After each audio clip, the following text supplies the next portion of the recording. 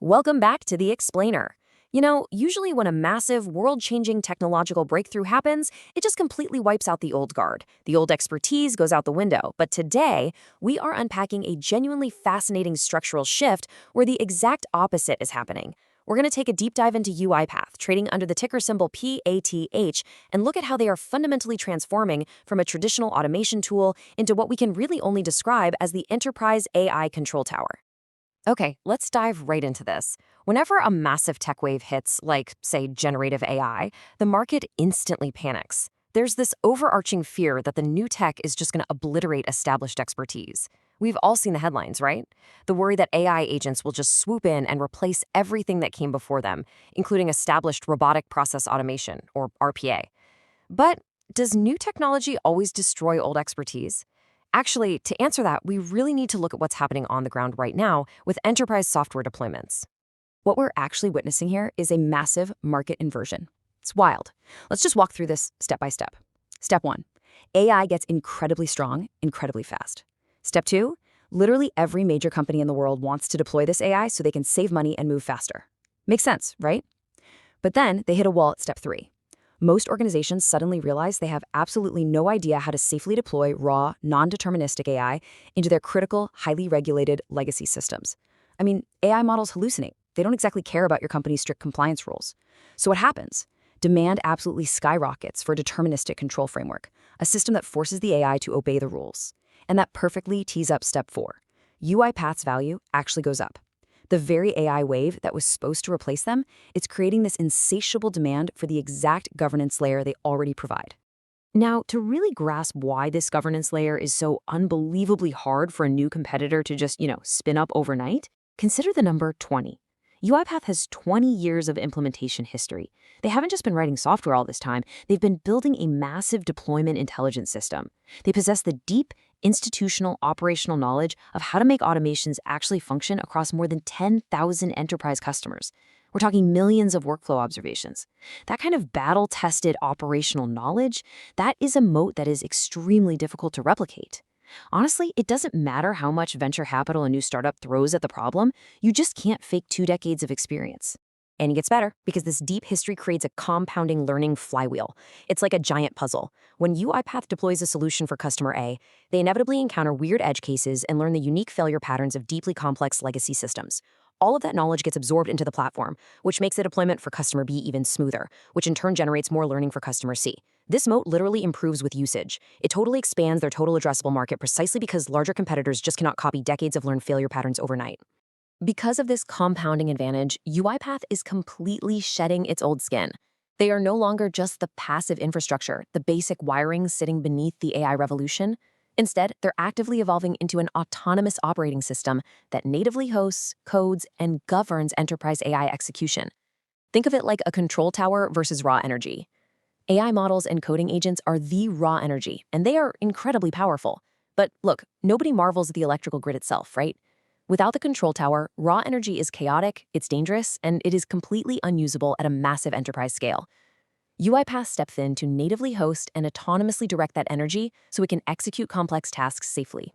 And this brilliantly illustrates their core strategy. This isn't just some analyst theory. This comes straight from the top. Founder and CEO Daniel Dines actually said, traditional robots will become commoditized in my view, as the value moves up the intelligence value chain toward agents and control frameworks that manage and execute against corporate goals. He isn't trying to fight the AI wave, he's surfing it. As AI models inevitably become commoditized, the real money for massive corporations isn't in basic task execution anymore. The true value lies in safely managing those advanced AI agents, making the orchestration layer the absolute bottleneck, the mandatory gateway. So who exactly is steering the ship? Let's talk about Daniel Dines himself. He holds a master's in math and computer science and actually spent years as a software development engineer at Microsoft before founding UiPath. People affectionately call him the bots boss, and it is honestly so impressive to watch this engineer-turned-CEO pioneer what he calls agentic automation. His whole vision is to drag enterprise AI out of those safe, conceptual little experimental sandboxes and turn his platform into a production-ready enterprise nervous system. He's literally translating the thoughts of AI into safe, physical system actions. But here is where the management team gets truly next level. Meet Raghu Mapalni, who was promoted to Chief Product and Technology Officer in March 2026. This guy is a mega tech veteran. He was an engineering director at Meta, handling unstructured data for literally billions of users, and crucially, a corporate vice president at Microsoft, where he architected the integration of LLMs into Microsoft 365 Copilot. Just think about that for a second. UiPath went out and hired the architect of Microsoft's enterprise AI integrations to build their own universal execution layer, the UiPath Maestro platform. He intimately knows the architecture of the biggest player in the entire space. Rounding out this powerhouse trio is Ashim Gupta, the CFO and COO. What's absolutely fascinating about Ashim is his origin story with the company. Before UiPath, he was the CIO for finance and global operations over at General Electric.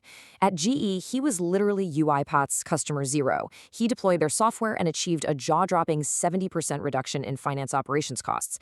He completely understands the massive change management hurdles inside Fortune 500 companies because he actually lived them. Now his job is to translate UiPath's technical vision into proven, undeniable mathematical ROI for their enterprise customers. Now, speaking of enterprise giants, we absolutely have to talk about Microsoft. For a long time, a core part of the bear thesis against UiPath was this lingering fear that Microsoft would just bundle them out of existence. But look at this timeline. In September 2022, UiPath locks in an Azure strategic partnership. By May 2024, they are integrating directly with Copilot for M365. And then, by April 2025, they pull off a bidirectional integration with Copilot Studio. This was not a desperate survival tactic. It was an incredibly skillful, super early business strategy to capture the AI trend by aligning directly with the biggest elephant in the room. The really crucial takeaway here: Microsoft's massive ecosystem has literally become a feeder for UiPath, not a replacement. Because of this bidirectional integration, Copilot Studio agents can invoke UiPath agents, and vice versa. It is deeply structural. Fortune 2000 companies are going to actively maintain UiPath right alongside Microsoft. Why? Because Microsoft handles the shiny front-end AI assistance, while UiPath handles the messy, complex, highly regulated cross-system execution that large enterprises actually run on. They desperately need both. All right, so now that we understand the technological moat and those massive strategic tailwinds, let's pivot and look at how all this translates into the current financial structure and market dynamics.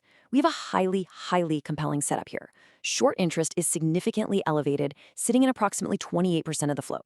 However, the company is aggressively executing a $500 million share buyback program, and they're doing this backed by an absolute fortress of a balance sheet, a cash position of $1.69 billion with literally zero debt. Now, what's really interesting about this slide is the setup we're seeing. When you objectively look at these financial metrics against the weekly chart dynamics, you're looking at the perfect ingredients for a potential short squeeze. While the short interest remains aggressively high, the actual float of available shares is steadily shrinking. This contraction is being driven directly by those ongoing share buybacks from the company itself, combined with increased steady holdings by institutional investors, who clearly recognize this as a long-term enterprise AI execution play.